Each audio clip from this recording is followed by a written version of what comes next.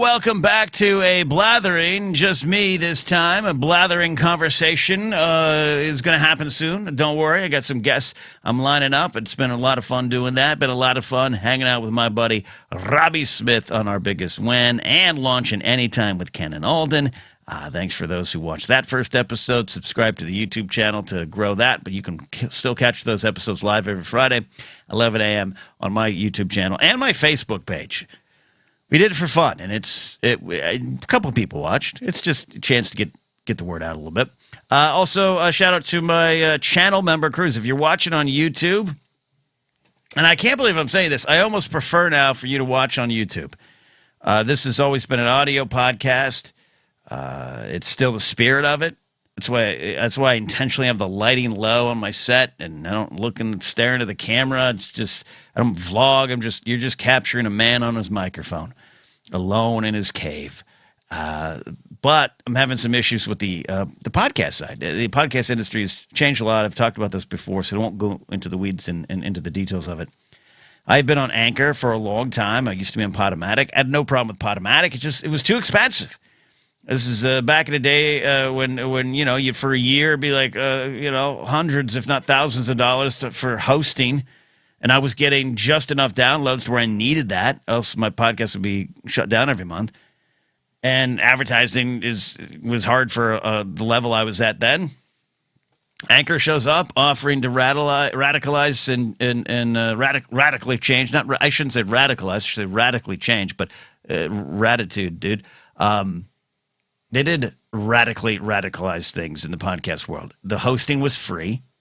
There were some rights. Some people were concerned about the rights, and there were some shady things in the Anchor kind of contract, the fine print down below. But none of that really showed up. None of that really was a problem. But what ended up Anchor. I'll tell you why I got distracted. This is the blathering, but I really got distracted. I just realized something. Anchor offered free hosting and ad money. You could get ads eventually. They brought that in pretty fast. And I was originally hired by Anchor. I was a hired employee, a contract employee by Anchor. Daily Thrones, I was paid for monthly. My contract stipulated I had to have 10 minutes of content every day. There was one time I got out of a movie theater at 11:57. And I was like, damn it! And I had to squeeze 3 minutes of content in before, and that was content. That was not art. That was content before midnight, or else I would lose a day's pay. That went away, but I was always happy with Anchor. Then Spotify bought them, and that's what happens in this world. And Spotify was fine. They didn't really touch them for 2 years. They didn't, and then now they've completely taken over. It's Anchor.com on my website to get to my podcast, but it's Spotify for podcasters. Makes sense for them, and they've just made it harder to survive. So I'm trying to leave Spotify. There's a network I'm trying to get over to right now. I'm waiting for some information on that. But it won't change for you, so all this doesn't matter. You're just listening to a man blather. And that said, hi, how are you? I hope you're watching on camera. I at least get 2 cents. If you watch on YouTube, I might get half a cent, and I need that. This is episode, you thought I forgot. It's episode 76 of The Blathering. Episode 76 of The Blathering. I in the Patreon pre-roll. That's right. If you support me on Patreon at patreon.com/Ken Napzok. I know Patreon's a little outdated. I get it. But if you want to support me over there, any tier, you get to watch this episode ad-free, because there will be some ads that do pop up on Spotify.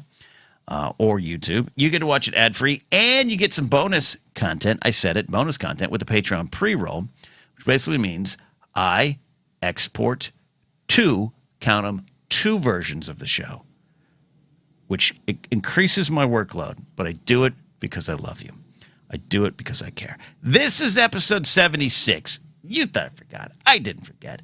And this, if you're watching on camera, this episode seems a little darker. And in the Patreon pre-roll, I was like, this is a little dark, even for me. And I got my ISO open up, to the highest level there. Even for me, this is a little bit of a too dark of a studio. And I realized it. The other day, shooting some Force Center stuff, moved my little neon light that's usually right here I moved it back a ways because there was a weird reflection popping up that always is on this Star Wars poster. And I didn't want that there anymore. So I moved it back, and that's why. Hot damn. I'm depressed. I'm really depressed. Like, I am bottom of the barrel depressed. But here's the thing. It's not the first time I've been depressed, and it's not the first time I've shown up on a podcast and said I'm depressed. But I don't need any kind messages. If you want to send them, you can send them. I don't need any kind messages, nice comments. I don't really need any of them. Because this is something I think we're all going through. It is the end of the year, and we are sliding on the surface of things and careening towards that brick wall at the end of the year. We're all trying just to get there. That's kind of where the vibe is. And everyone in my life, that's the vibe.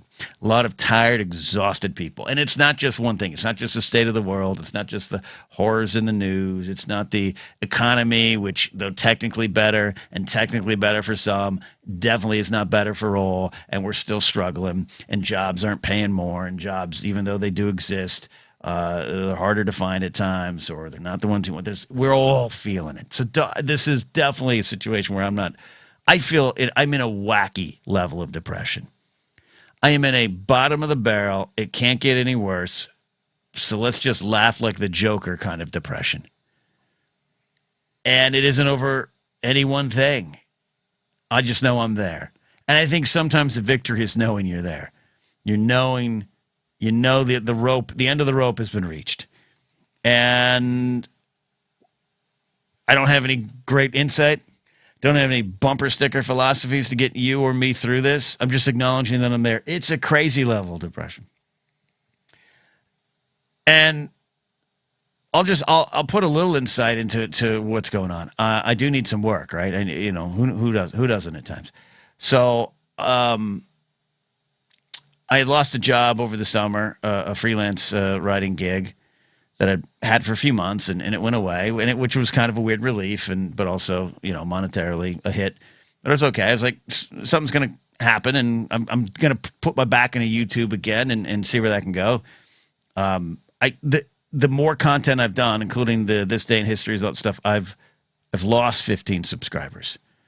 I've lost them. You're supposed to gain when you put your back into it. I've lost them. And I don't even think there might actually not be real people. I was talking to my friend Dorina, who used to work at Google and YouTube. She's like, it's most likely just bots. It's most like, don't worry about it. Don't take it personally. You can't on that level. If it was 200 people because they hated your stance on something, you might have a theory that would hold water. But I think it's just weird YouTube stuff, which is fair enough. And I kind of needed to hear it. But that's been depressing. But I needed some work. And so a friend of mine, keep his name out of it, calls me or texts me the other day, which to me a text is a call. Don't call me. He texts me and he goes, hey, I don't think you're going to be interested, but he needs some work too because I'm picking up some shifts at inserted company, and it's a company that's a well-known media company. And he was like, I'm picking up some shifts at this company's ... merch warehouse.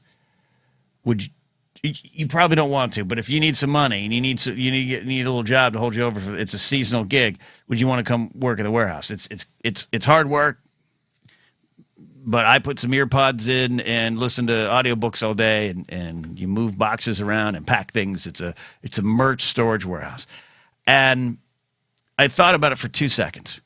It would require me to get up like 6 a.m., take about an hour drive to the warehouse in a faraway place that on the map is not far away, but for LA it would be far away. Work 8 hours, like 8 to 4:30, a 30-minute lunch break, 2 15-minute breaks probably. Lug a bunch of boxes, pack some merch for this very successful media company. The Fred Flintstone clock would go off, and I'd get in my car and it'd drive about 2 hours home. And I said to myself right before I text my friend, of course I'm interested. Of course I'm interested because this is where my life has gone. And I want to point out, a job is a job. There's no shame in jobs. In fact, tonight I went to Target, which is where this leads to. I went to Target tonight, and there was a nice guy. His name was Tim. Shout out to Tim. He's not listening. Probably 10 plus years older than me, maybe 15 years older than me. In the Target red shirt, No wedding ring, but that's okay. I don't leave with my, permanently engaged ring all the time. I get it. But I noticed that. And he was working, an evening shift here at this Target, smaller Target in my town. And there's a self-checkout line. And it's so funny because there was just an article today. I'm going to talk about it, hopefully, I think on the next episode of Anytime with Ken and Alden, that a lot of stores, including Walmart and Costco, are starting to rethink the idea of self-checkouts because customers just don't like them. There's a lack of human touch and human interaction. Well, checkout clerks shouldn't be touching people, but you know what I mean. There's a lack of humanity to it. And also, it kind of requires the same amount of employees because everyone fucks it up. Everyone's typing the wrong information in, scanning bananas when they meant to scan peaches, and some people are just taking the food and walking out. There was one story of there's a lot of shrink attached to it, which makes sense.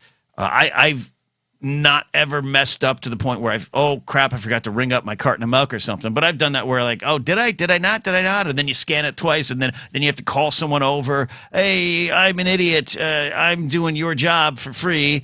And you might lose yours because I'm here doing this. Could you cancel that out? All this to say, I have more thoughts on him. This guy, there's the self-checkout was open, but he goes, hey, raise his hand. He goes, hey, I can take you over here. I go, yeah, we're going to do this. We're going to have an interaction. We're going to have a social interaction. So we go over there, and Tim's chatting with me. And he's doing the old, I don't want to say dad jokes. He's just doing the old broken guy jokes. I was like, hey, how are you? Because I'm very affable to these people who work these jobs to help us, right? I've been there as a security guard. I watched people literally step over me with their souls. I literally had one woman. I walked up there, suit, tie, radio. She was at a mall directory. Hey, can I help you find anything today? Welcome to Rutherford Mall. Can I help you find anything today? She turns around and looks at me. Do I look like I need help? Now, maybe she thought I was hitting on her, or maybe I didn't get it. I'm going to give a woman every benefit of the doubt that some strange man comes up to her. That she has the right to do what she wants. But that's kind of generally, though, how people treat you in the security industry. So I walk up to Tim, and I go, hey, how you doing, man? And he goes, great. I'm waiting for the autopsy reports. I said, oh, yeah? I'm waiting for that, too. I'm waiting for death to take me. And he goes, oh, death already took me. I'm just waiting for them to tell me what killed me. And we're laughing. Dark gallows humor. And you could just, but he wasn't good. This is why I know my new best friend in the world, Tim, had taken this job because his life dictated he needed to. He didn't wake up and be like, you know what, I want a career at Target, which again, do it. Work your way up. Become a regional manager at Target. Better career choice than podcaster. But you could tell that wasn't Tim's path. You could tell Tim was like, fuck, I need some work. The reason I say this is he was really bad at it. He was ringing me up fine. But, you just could tell someone who's been a clerk for a while, been working the cash registers, they're zipping you through. They're beep, beep, and they got the full, it's impressive. This is why I don't look down on the job. It's impressive. They're moving, if they've got one of those conveyor belts, they're controlling that. They're putting the little stopgap thing back for the next person behind you. They're counting. Sometimes, in fact, most of the time, they got a bag for you. So they're ringing and bagging, and they can bag just boom, boom, boom. Stuff goes in. It's like a Tetris game, and they're solid. This was not my friend Tim. And he was chomping on some gum in a way that I was really impressed with. Just into it. And it got awkward for a second because he's like putting stuff into these bags. I didn't buy a ton of stuff, but he's like, that didn't work. And he's like taking stuff out and he's putting one in there. And I did that I reached at one point and he hands me the first bag and it's all oblong. In fact, jumping ahead in the story, it fell in my house. I put it up on a counter, and it just went, wee, gunk, and a bag of potato chips fell out and almost got crushed. It was tragic. But he did that. Then he starts packing the second bag, and I'm like, I got the first bag, and I'm reaching for some things to put them in the first bag because there was like, you could have landed a small plane in one of the sections of the bag, but it was also full. It was weird. And he was like, "Oh, I'm sorry. Yeah, I'm sorry, man. I know sometimes these bags. I'm trying not to make it too heavy." And I was like, "Dude, you're doing great, man. Ain't no problem. I just was helping you out here." He goes, "All right, cool. You get about six. I know you get about 6 feet for the car, and that's when the bag breaks." And I'm like, "Yeah, you're right." And we're laughing like two strangers, trying to just survive this world. Anyways, all that to say, like, he's just working, man. I don't look down on these jobs. I don't look down on anyone who goes out and seeks employment. And I'm not going to look down on myself for getting to the point where, yeah, I need to seek out some employment. I need to take a warehouse job. I don't know if I have the back for it. I need to take a warehouse job. So that's where your Uncle Ken is right now. Most of my time and energy might be going to this job for a little bit. But here's the rub. I'm hoping. I'm going to check my email on air. I'm trying to. Let me check my email. I'm waiting for an email to come through that says I could get this job. The depression I'm feeling, and I'm fucking depressed, man. The depression I'm feeling isn't that I've fallen to the point where I need this job. And I don't have any disrespect for people who work these kind of jobs or any kind of job, like I said. But I say, and I stand by, I've fallen to this because this is where my life choices have led me, right? For better or worse. If I'd stayed in security, taken that promotion, who knows what would have happened, but I wouldn't probably be needing this job. But I've decided this is where my life is. This is what I'm doing. And like I said, this is why it's a weird depression. I don't need anyone to prop me up here. I just released a song with Brian Tiller and Sean Arnold. Please check out the Moonagers. Tell me. We got a full release coming a little bit after that. I just released a comedy album. I did receive some criticism within the industry, not like a rude YouTube comment or a Twitter comment. Someone within the industry, like at an executive level, wrote me a particularly harsh criticism of not the album, because they didn't know I put the album out, but I was trying to put the album out through this one company on a recommendation. And it didn't happen, and I didn't think it was going to happen. That's fine. But this guy didn't listen to me for months and then wrote back to say, sorry, got busy. We get a lot of submissions. This isn't right for us, which is acceptable and normal and almost expected. But then he paused and kind of went, oh, and by the way, and he just, it was not kind about me as a comic. And not all of it, I don't even think, this is why it's a special kind of depression. I know a lot of what he said wasn't true. I know it was more about him and that he didn't listen or didn't actually hear anything on that album that made sense to, like, I walked away okay. That day was pretty bad. That day was a day where I didn't get out of bed. But it's not that kind of depression. I'm very proud of all these things. I'm proud of what's coming. I can't wait for you all to hear the other songs we have cooked up with the Moonagers. I can't wait. I'm excited about Anytime with Ken and Alden. And this is my thing. This is where I'm reaching out. I don't need you all to reach out to me. I'm reaching out to you. This is the kind of depression I'm at. And you experience that too? Where, yeah, you're down and out. It feels bleak. But you're just going to kind of ride with it. You're just going to ride with it. I'm worried, though, right now that I might not get this warehouse job. Then I don't know what I'm going to do. That might be the backbreaking depression. That might be the one that I need to work on surviving better. I'm waiting for that email. Because hitting the bottom of the barrel can sometimes be freeing. When my friend texts me that, and there's maybe other part-time jobs I could look at or anything, but my friend texted me that, I went, this is right. This is kind of what I deserve, and this is what I need to do, and there was a freedom in that. It was a little depressing, but there was a freedom. But now, I haven't just hit the bottom of the barrel.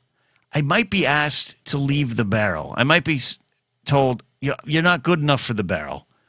Could you step aside? And that's where my depression leads me here tonight. And that's where my depression led me to that Target. Like any good Target trip or any grocery store trip, it started for one thing. we needed some new coffee creamer. And it ended up another thing. I bought a meal that's going to save my life. I am absolutely depressed. Goofy levels of depression right now. I spend most of my days unshowered in workout clothes, and I can't even work out right now because my back and my oblique is so fucked up. I'm having trouble sleeping because the pain is so bad. So I just sit around. I might as well just stay in sweatpants. And I shower later because what's the point? I'm not leaving. There's no reason to still leave the house unless you need coffee creamer. So then it's exciting. So I went for coffee creamer, but then I got a dinner. And this is where I'm telling you, I'm giving you permission. If you're down and out, because I know I'm not the only one, man. This is, by the way, I don't need any perspective. What's going on in Israel and Gaza is horrendous, tragic, horrible, a humanitarian crisis on many levels and fronts for many different people. What's going on in the Sudan, the civil war that's still raging on, that's just horrendous and horrible and tragic on many levels.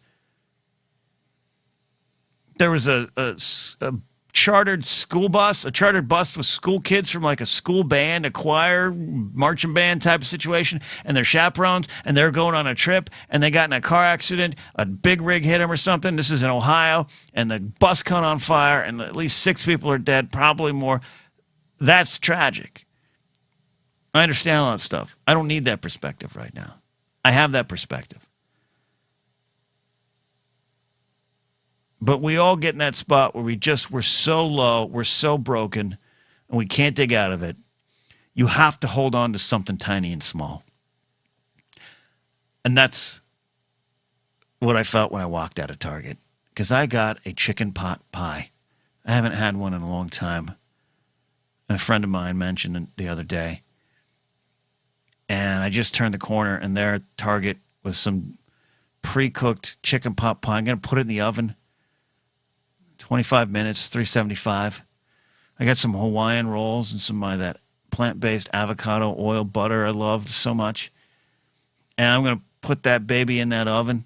Not literally. Don't clip that out. And I'm going to warm that sucker up. And I'm going to put that butter all over that bread. I'm going to put so much butter on that bread that Tim at Target, if he saw it, would be like, you want a little bread to go with that butter? And we'd both laugh like there was nothing else in the world that was more important than that joke. And I'm going to have a great time. I'm going to sit down. I'm going to take a big spoon, one of those oversized spoons that kind of doesn't fit in your mouth, but you like it there, giggity. And I'm going to crack the crust.